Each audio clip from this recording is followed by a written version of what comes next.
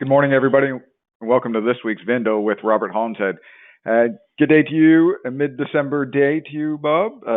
Cold up here, warm where you are, so how about that? Yeah, but we're in the middle of a hurricane. I just got back from Peru. I was down there for a few months at our place there, and I just got back here, and it's like this is like September the 10th hurricane time. It's unbelievable. Can't even go outside. It's like 40-mile-an-hour winds. It's amazing. Isn't that a topic for maybe a topic for another day? But the insurance rates are here in the southeast of the U.S. They're going astronomically crazy. Well, they're not just going crazy. What they're doing is looking to cancel people. So if you have a fart in your house somewhere, they'll cancel you, right? Chubb sent me a notification that I didn't have enough fire detectors in the attic of my house. There's 8 different sections, and I think I had 6 covered. So they said they're going to cancel me because I don't have. They gave me notice of cancellation because I don't have 8 in the attic of the house fire detectors. They're just looking for reasons to get people off the books for the ultimate inevitable disaster storm. It didn't happen this year. It didn't even have a. This is the heaviest storm we've had all year here, like wind wise and so forth. You know what I mean? It's weird. So let's dive into things. So I don't know where you want to kind of go today, but I was kind of lamenting to you. I was writing my email I usually do to 300 or 400 dealers I have in our local area, and you were saying, well, you're writing your narrative that you're writing to them is to fit the market to make it seem a little better than maybe it is, or is that something you kind of want to dive into a little bit more? Give me a. It's funny you're bringing that topic up, Shawnee.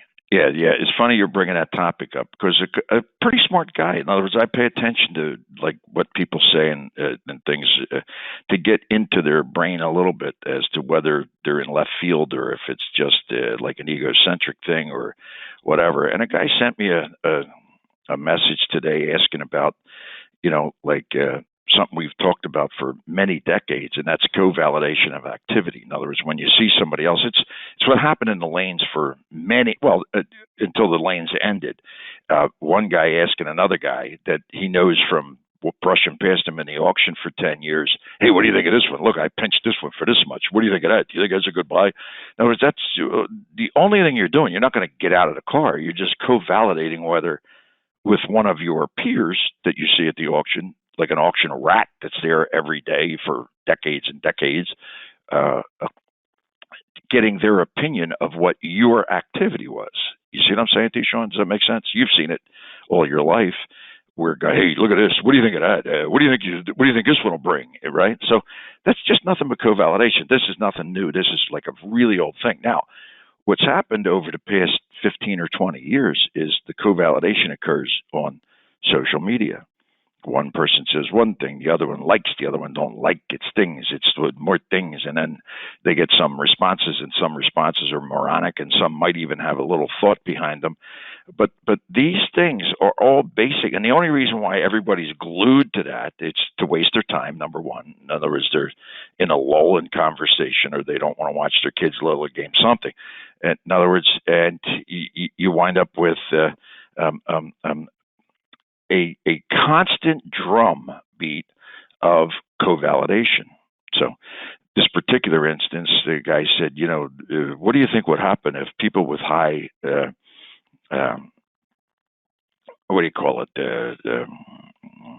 engagement on social media would start to say, the market's getting better. The market's not that bad because all you see is negative posts saying the market sucks.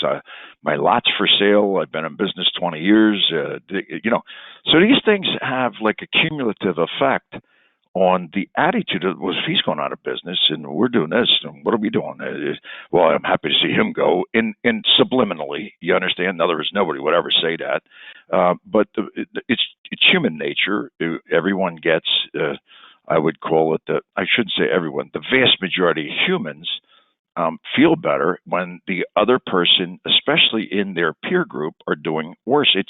You can deny it if you want to, but it makes you feel smarter and better and all the rest of it, right? It's also has a lot to do with why some people take I would call it little tidbits of how other people do business, how they say things, how they talk about things, and kind of add it to they plagiarize and add it to their vernacular. You see what I'm saying to you, Sean? It's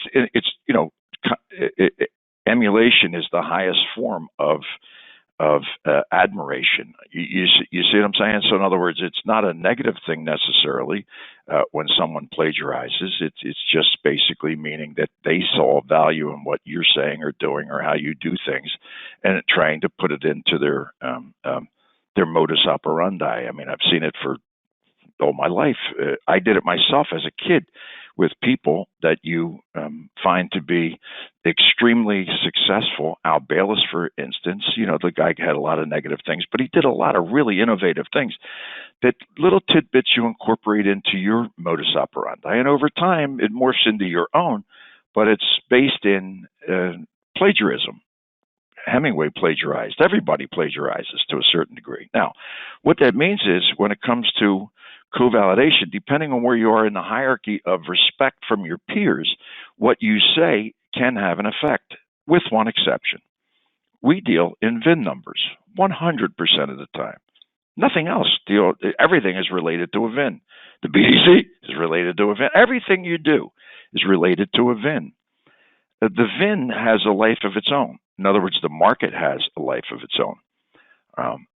Certain VINs are more desirable than others based on their characteristics.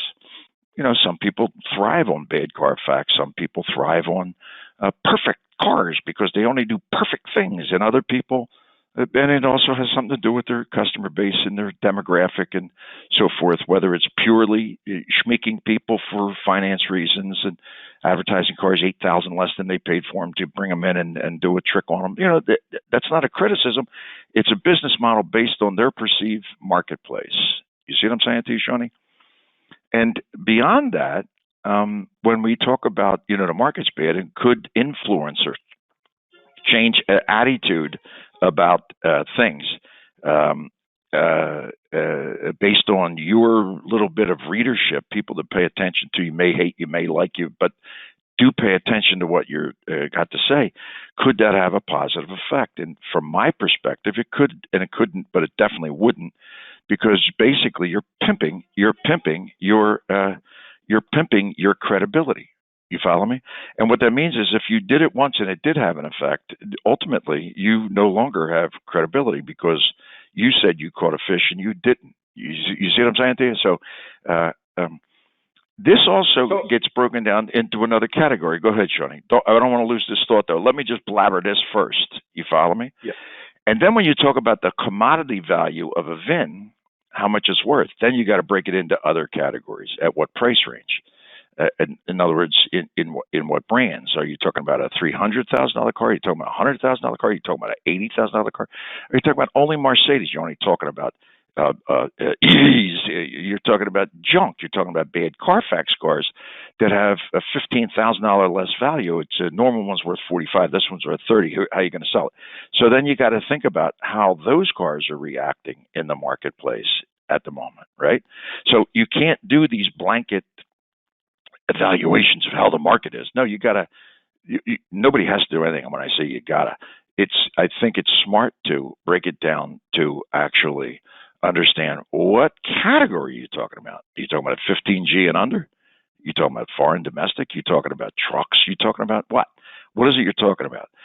Because when you start reading things in social media or blabbermouths that are shooting their opinions out there like they know what they're talking about, you have to break that down a little deeper, because honestly, in a really piss poor marketplace, there's some segments of this market that are red hot. These $200,000, $300,000, $400,000 cars are unbelievably good compared to a bad Carfax 30,000 mile Honda, late model Honda. You follow me? In other words, where the payment's something similar to what you can jam them in a new car for. That turns that category of car into a bit of a pariah. You see what I'm saying? It don't fit into, and therefore the market sucks on that car. And could you say that the market's getting better or we bottomed out? Of course you can't say that, because then you've the individual that does that, if anybody's paying attention to them, right, has basically dashed their credibility for future conversation. I'm sorry to interrupt you, Sean. You had something to say. I just wanted to get that out because it's really critically important to understand what category we're talking about that's good and what's bad and what's this and what's that. You see what I'm saying to you? Well, it's interesting. So I was listening to satellite radio, listening to the rural network, and they were talking about corn bushels of corn, what they're going for in the commoditized market. And what you're Mm-hmm. saying is there are so many different segments of VINs and cars that to say blanket statements is an exercise in futility, really, Surely you to talk couldn't about the bring up whole a better market. example. And when I say the commoditization of the VIN, that obviously is something we talked about for many decades, right? Because it's not a commoditization; it's the market value of a category of cars. If a category fits in, there's let's call it 37 categories of cars, right? How you break them down: high price, good, high guys, bad, good equipment, bad equipment. Bleh. In other words, that goes on and on, right? But when you break that down, it really does. So corn's down because of who knows what. But what about wheat? And more importantly, what about gold? How's gold doing? You follow me? And why is it that way? So when you break down the categories of VINs the same way, oh, it's astounding how there is a one-to-one relationship with the general commodities market. In other words, the mercantile exchange in Chicago, and the little Mickey Mouse business we're in, the automobile business in particular, the valuation and liquidation of any car at any given moment, any place in the North America, right? So again, we'd love to have have some sort of impact on. Because you guys saying, well, you have the most things and this, that, and all that. It's true, and I'm highly flattered by it, but it has nothing to do with it. In other words, if you start to modify the reality, the truth, the facts of what's going on, you've dashed your own credibility. Your commodity has become utterly, utterly worthless. And my feeling is to put a let's call it a bright light on something to say, oh, I got a shot for a car today, and that means the market's better. Uh, no, it don't. It means that some nitwit, in other words, I'm sorry to say that, not a nitwit.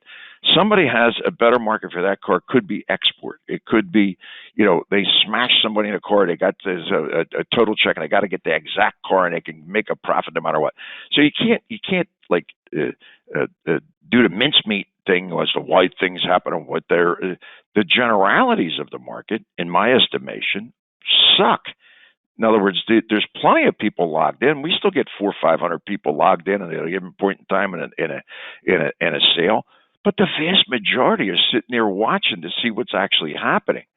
They're watching the commodities market. They're not participating, and they're only doing it in order to get a better grip on the turds they have in stock that match whatever's on the block to see how deep a trouble they're in, to know whether they're going to reduce pricing before they blow their brains out with the vehicle or not. You see what I'm saying? Does that make sense to you, Sean?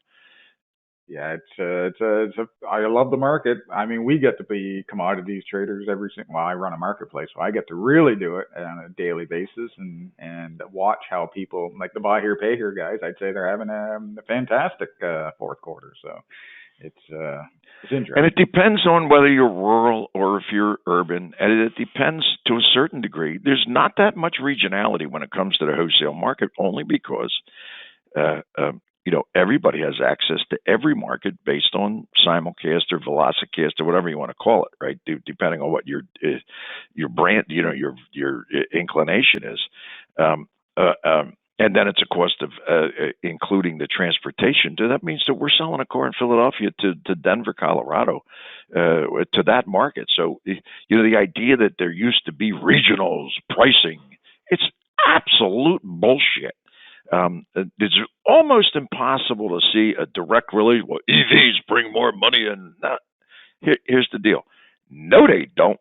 Okay? If you really actually have one and you got to sell it, you may not sell it in your local 5-state regional thing where somebody may have driven to the auction and walked the car. No. Just going to the highest and best user someplace else could be internationally, right? So that whole concept of the brain fart of having, like regional pricing, There's possibilities. There's little things. But here's the other thing about that, Sean. When there is, and the guy from Louisiana finds out that he could buy a car that's better for him, he's bidding. And if he's bidding on it, he's bidding on the location where the car is, and therefore forcing everybody else around them to pay market value for the car. It's not as if he pinched it behind the curtains and got himself some sort of spectacular deal because he went outside of his localized market. That ain't the way it works any longer. I'd love to say it works that way, and things go back into the dial-up telephone and say, well, when the phone rang, somebody was on the line, but it could be a party line. That's total nonsense. The reality of what we do today is it's homogenized, man, and to a very high degree. Well, Bob's so full of shit, it's unbelievable. I bought a car in Pittsburgh and I took it. Yeah, but here's the problem. You could have bought that car in Pittsburgh and re-ran it in Pittsburgh, presented it better, and got another $3,200 for it. You didn't have to drag it to Arkansas to do that necessarily.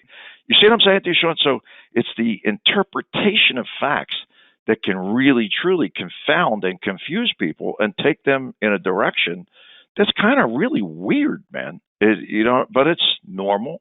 Not everybody can be Einstein. No, not everybody wants to be Einstein.